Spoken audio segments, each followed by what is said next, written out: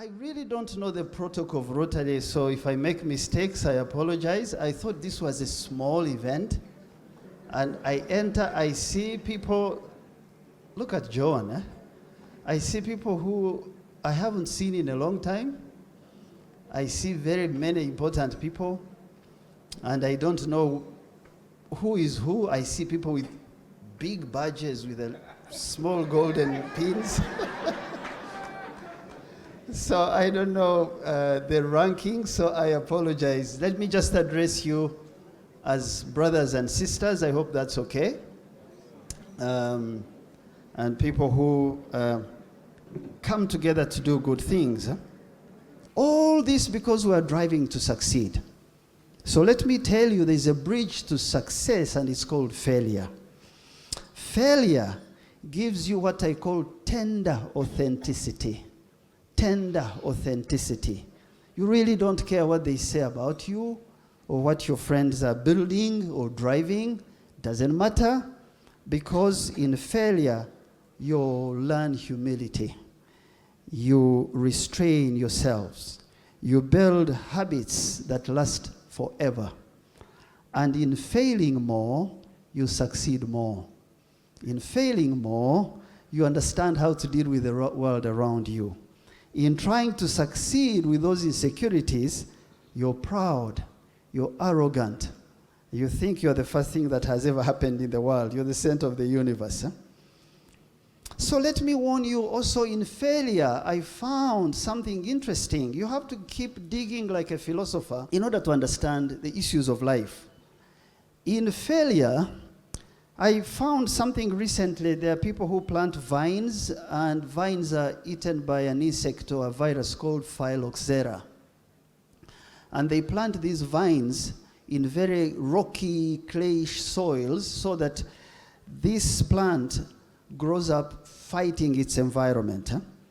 And they even inject that virus in the shoots, in the stem when it's growing up, so that it can produce few leaves but better wine eventually.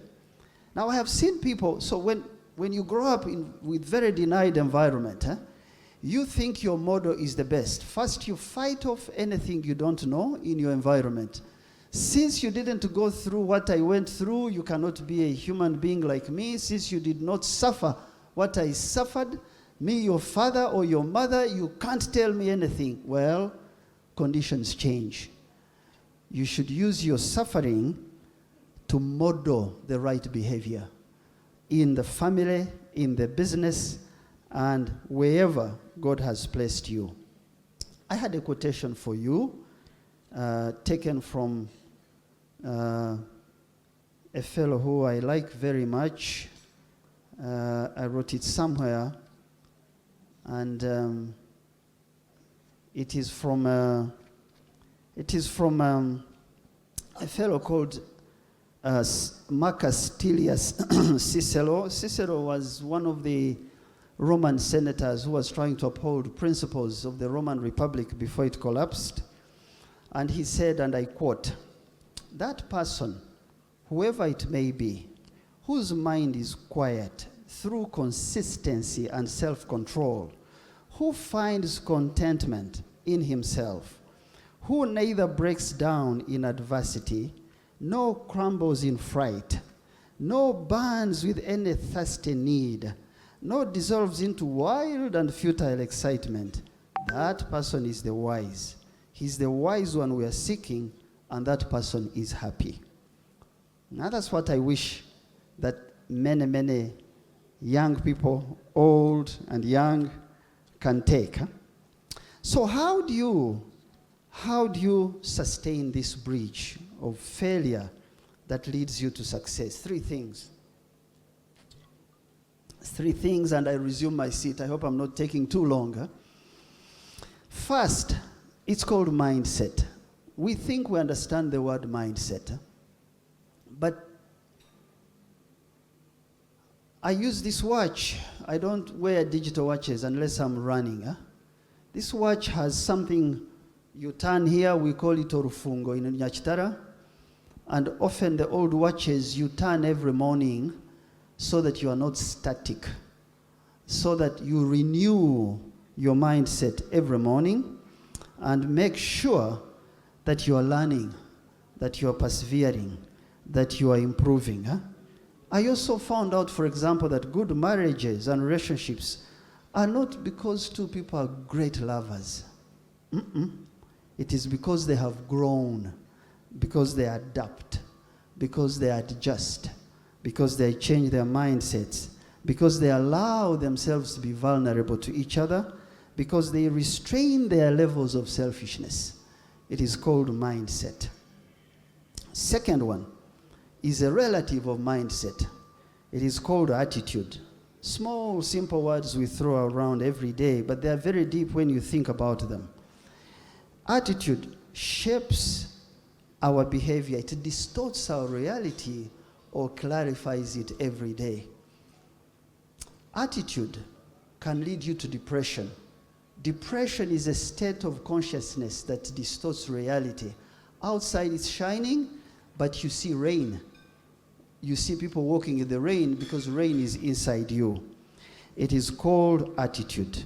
To understand attitude, please know that reality has two names. One is called subjective reality, another one is called objective reality. If I drop this microphone, what has happened is Ruabogo has dropped the microphone, but your interpretation of why I dropped it could be different from mine.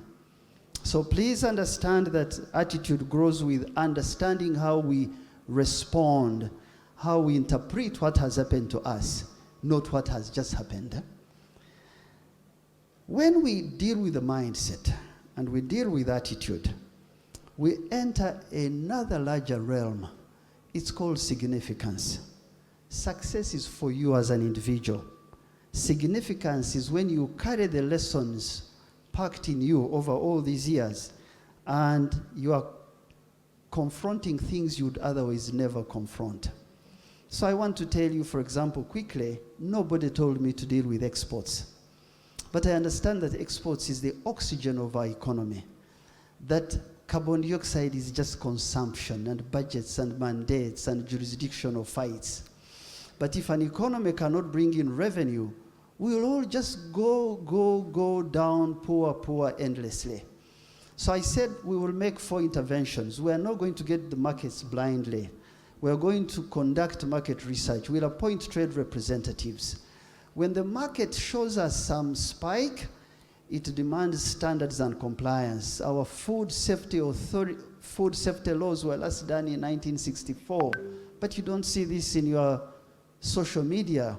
What's in social media is politics, but you don't understand the chemicals going in your food. You cannot compete when you don't have standards. Even when you create standards, I found that you need the right infrastructure, airports, labs, things that people don't think about, yet they are the ones that lead us to markets and create jobs for young people. And then I found out that when businesses fall sick, they have nowhere to go. There's no clinic for sick businesses. They go to the president, he sends them to finance, finance sends them back to UDB. It's a circular, and then you hear those who have access are the ones who get this. And then, so I said, we're going to start an export credit fund so that a business that gets orders can supply. My work is not that.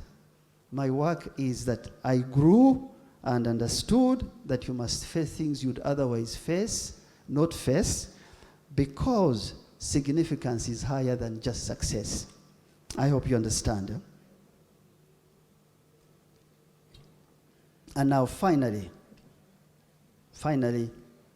so you've dealt with mindset, you've dealt with attitude, you've now reached a realm of significance. You're dealing with things. So I talk about exports, but you could be dealing with my neighborhood. Why is it so important that we gather for weddings and funerals, but we don't say, this Kavera, we are gathering to stop it? Or we are gathering to say, this road in Kampala cannot be like this, and we're just dashing to our villages. It could be an issue that you are not seeing, but you are focused on your own success. But God blesses those who see what other people pass their eye through. So when you get to the final level, you now enter the realm of leadership. And what's leadership? I have my own description of leadership.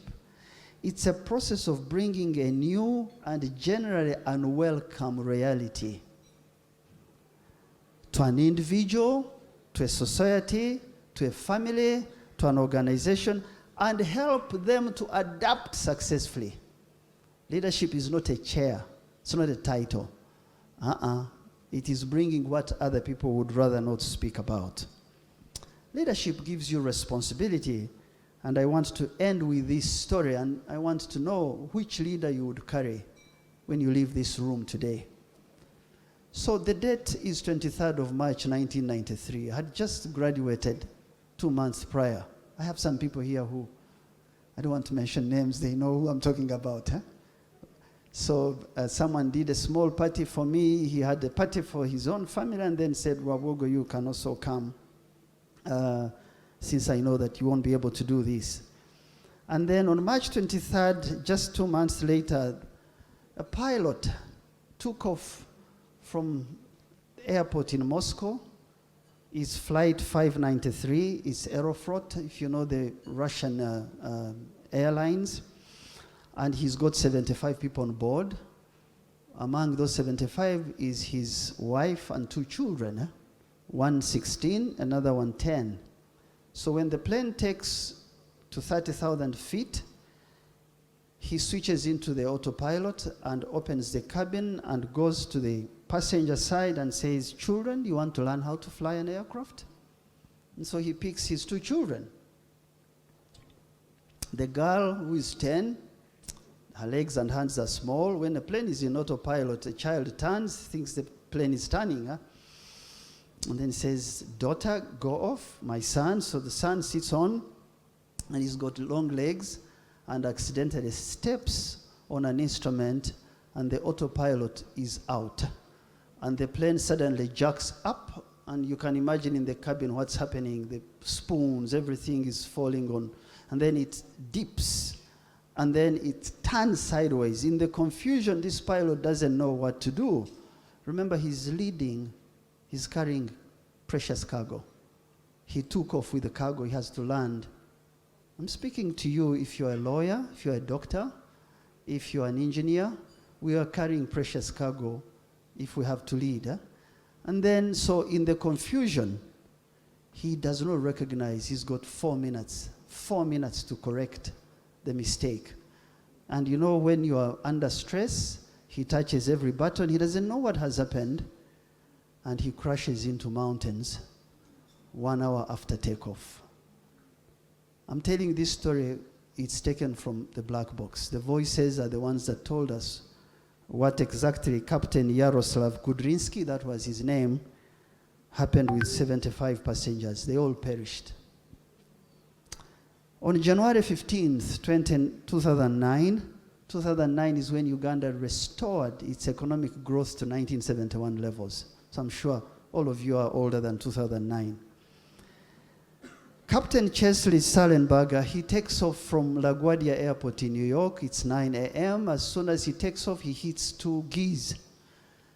And both engines go kaput. And he has 155 people on board. And he calls the airport. And he says, my engines are dead. I have to return. Say, but you've just taken off. In New York, LaGuardia plane takes off every minute another one is landing. There is confusion, everyone is busy. They say, let's try and get you a runway to land on. He says, I just have 2 minutes. He says, hold on. So they're trying to find which runway is safe. And he looks at the buildings of New York, and he thinks of the people he's carrying. And he'd been a pilot since 1983. And he says, this is the moment that I trained for all these years. So he turns and looks at the Hudson River, and he says, brace yourself for impact, we're landing. So imagine you're a passenger, we've just taken off. Where are we landing? But he knows what has happened. Leaders know before other people know. And they help people see more. And so he turns the aircraft. He performs landing operations that you perform, that you prepared for more than 20 minutes. He does it under 2 minutes.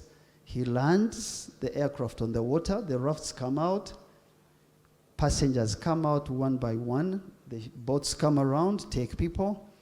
Captain Chelsea comes out last, holding his pilot hat and his briefcase, and he has just bleeding on the arm, and he says, I can go home, they are all safe.